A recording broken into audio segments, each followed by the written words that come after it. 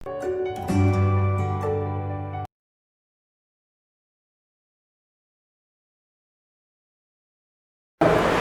Morning student. बेटे स्वागत है आपका त्रिवेणी मेमोरियल सीनियर सेकेंडरी स्कूल की ऑनलाइन क्लासेस में।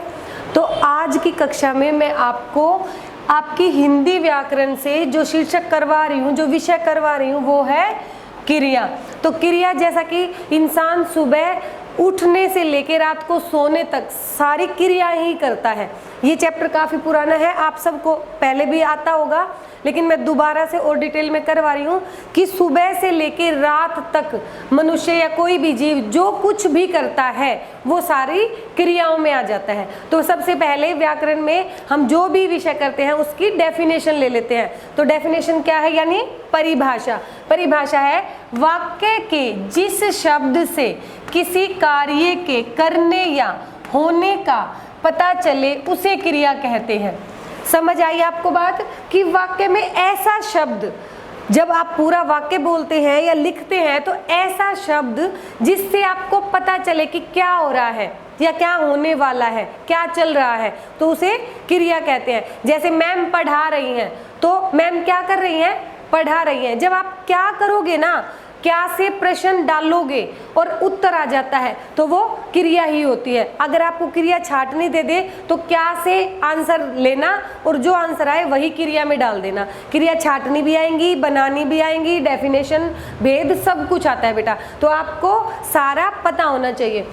डेफिनेशन के बाद हम जाते हैं भेद पे। हमेशा प्रकार, भाग, अंग, भेद जो भी है, तो हम भेद देख लेते हैं। भेद है हमारे यहाँ पे सकर्मक क्रिया और अकर्मक क्रिया। यानी कितने भेद हो गए, दो। पहला भेद है सकर्मक क्रिया और दूसरा भेद है अकर्मक क्रिया। जब सकर्मक क्रिया, नाम से ही पता चल रहा है, सकर्मक यानी कि कर्म के साथ, तो इसकी परिभाषा क्या बनेगी, जिस क्रिया के साथ कर्म भी होता है। सकर्मक यानी कर्म के साथ, तो यानी कि जिस क्रिया में कर्म होता है वो सकर्मक क्रिया कहलाती है।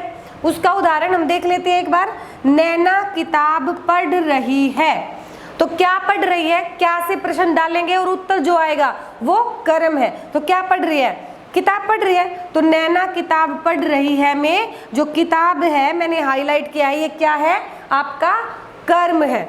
उसके बाद हम चलते हैं अकर्मक क्रिया पे। अकर्मक क्रिया की परिभाषा क्या होगी, जिस क्रिया के साथ कर्म नहीं होता। ठीक है, यहाँ पर तो कर्म होता था सकर्मक में, लेकिन यहाँ क्रिया के साथ कर्म नहीं होता। जैसे देखो, नरेश हंसता है, तो मैं पूछूं नरेश क्या हंसता है, क्या से तो उत्तर आ ही नहीं रहा। देखो सीधा सिंपल सी बात है कि जब क्या करके आप प्रश्न करते हो वाक्य के लिए और उत्तर आ जाए, नैना क्या पढ़ रही है तो उत्तर आ गया किताब, तो ये सकर्मक है। अब नरेश क्या हंसता है, नहीं, कोई उत्तर नहीं आ रहा, क्या हंसता का तो कोई मतलब ही नहीं हुआ, वो तो सार्थक है ही नहीं, निरर्थक है, तो निरर्थक वाक्य है। और सार्थक क्या है, नरेश हंसता है, इसमें कर्म नहीं है, तो ये अकर्मक क्रिया हो गई बेटा। ठीक है, इन सारे चैप्टर में जो विशेष है, विशेष क्या है कि क्रिया के मूल रूप को धातु कहते हैं। जो मूल रूप होता है ना क्रिया का, जहां से क्रिया चलती है वो धातु कहलाता है। जैसे चलना, बैठना, दौड़ना, भागना। अगर इसमें से धातु अलग करें तो क्या निकलती है, चल उसके पीछे ना लगा, बैठ फिर ना लगा, दौड़ फिर ना लगा, भाग और फिर ना लगा। यानी कि जितनी भी धातुएं हैं उसमें ना पीछे लगा दो तो क्रिया बन जाती है। दौड़ना, भागना, खेलना, कूदना, रोना, हंसना, ये सारी क्रिया है। पढ़ना, खाना, पीना, ठीक है, सब क्रिया है। हम पूरा दिन यही तो करते रहते हैं। क्रिया के बगैर तो कोई वाक्य पूर्ण हो ही नहीं सकता। जब भी वाक्य अधूरा होगा तो समझ लेना इसमें क्रिया नहीं है, इसलिए ये अधूरा है। तो क्रिया के बगैर कोई भी वाक्य अधूरा ही रहेगा, संपूर्ण हो ही नहीं सकता। उसके बाद हम देख लेते हैं दूसरा विशेष। कई बार वाक्य में दो क्रिया या दो कर्म भी मिल जाते हैं। कई बार जब हम वाक्य देखते हैं और क्रिया छाटनी, मान लो मैम ने आपको क्रिया छाटनी दे दी है, लेकिन आप एक क्रिया को छाट के रह जाते हो, 1 मार्क्स का क्वेश्चन है तो आपको तो हाफ ही मिलेगा, क्योंकि वाक्य में तो 2 क्रिया थी, आपने तो एक ही छाटी है। अगर मैं कर्म छाटना दे देती हूँ और आप सिर्फ एक छाटते हो तो आपको फिर से हाफ नंबर मिलेगा, क्योंकि आपने एक कर्म तो छोड़ ही दिया। तो आप कैसे छाटोगे, कैसे पहचानोगे, और पहचानने के बाद उसे कैसे सर्कल करोगे या हाईलाइट करोगे या छाट के बाहर लिखोगे, जो भी आपको तरीका अच्छा लगे वैसे ही आपको छाटना है। तो देखिए, रवि ने घोड़े को घास खिलाई। अभी तक मैंने एक कर्म बताया था, अब 2 कर्म है। रवि ने किसे घास खिलाई? घोड़े को। और रवि ने घोड़े को क्या खिलाई? घास। तो 2 कर्म आ गए ना बेटा। तो ये दोनों ही कर्म अगर आएंगे तो आपको छाटना पड़ेगा, ठीक है। या हरीश ने अपने मित्र को पुस्तक दे दी। हरीश ने किसे पुस्तक दे दी? मित्र को। या हरीश ने मित्र को क्या दिया? पुस्तक। वहां पर भी 2 कर्म है, तो ये एक ही लाइन थोड़ी ना है, ऐसे तो बहुत सारे वाक्य हैं, तो आपको ध्यान से छाटना पड़ेगा। आप ये माइंड सेट ना करें कि एक ही कर्म मिलेगा, नहीं, 2 भी मिल सकते हैं। फिर क्रिया देखो 2, हमें समझकर पढ़ना चाहिए। अब समझना क्रिया है और पढ़ना ये भी क्रिया है, यानी 2 क्रिया है ना, तो दोनों को ही हाईलाइट करना पड़ेगा, दोनों को ही अंडरलाइन करना पड़ेगा।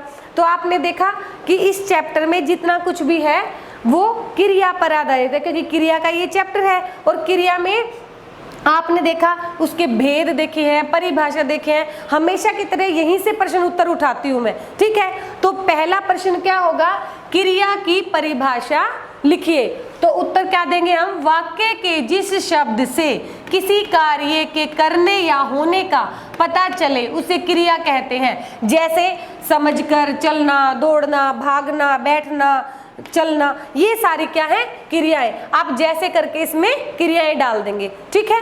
दूसरा प्रश्न है क्रिया के कितने भेद होते हैं या क्रिया के कितने प्रकार होते हैं? तो क्रिया के 2 प्रकार होते हैं, सकर्मक क्रिया और अकर्मक क्रिया। उसके बाद तीसरा प्रश्न, सकर्मक क्रिया की परिभाषा लिखिए। तो जिस क्रिया के साथ कर्म भी होता है वह सकर्मक क्रिया कहलाती है। जैसे नैना किताब पढ़ रही है, वाक्य में किताब कर्म है। चौथा प्रश्न, अकर्मक क्रिया की परिभाषा लिखिए। जिस क्रिया के साथ कर्म नहीं होता उसे अकर्मक क्रिया कहते हैं। जैसे नरेश हंसता है, प्रस्तुत वाक्य में कोई भी कर्म नहीं है, ठीक है। ये 5वां प्रश्न कि क्रिया के पाठ में विशेष बात ध्यान रखने की क्या है? तो उत्तर बनेगा क्रिया के मूल रूप को धातु कहते हैं। दूसरा, कई बार वाक्य में 2 क्रिया या 2 कर्म भी होते हैं। छठा प्रश्न, द्विकर्मक क्रिया किसे कहते हैं? जिस क्रिया में 2 क्रियाएं एक साथ आ जाए, वो 2 कर्म एक साथ आ जाए, वो द्विकर्मक क्रिया कहलाती है। तो बेटे आज के चैप्टर में इतना ही। जितना मुझे उम्मीद है जितना मैंने आपको समझाया है आपको काफी अच्छे से समझ में आ गया होगा। इसमें जब पेपर में क्रिया आती है तो क्रिया भरनी भी आती है, छाटनी भी आती है, सर्कल लगाने भी आती है, मैच भी दे सकती हूँ कि एक साइड में उद्देश्यकर्ता मिल जाए, दूसरी साइड वो क्रिया से अटैच करने होते हैं। तो बेटे आपने देखा कि क्रिया का जो पार्ट है वो काफी अच्छे से मैंने समझा दिया है और आपको समझ भी आ गया होगा। अब आपको अपनी पुस्तक लेकर उसमें इसका वीडियो देखते हुए अभ्यास करना है। तो ठीक है बेटे, थैंक यू।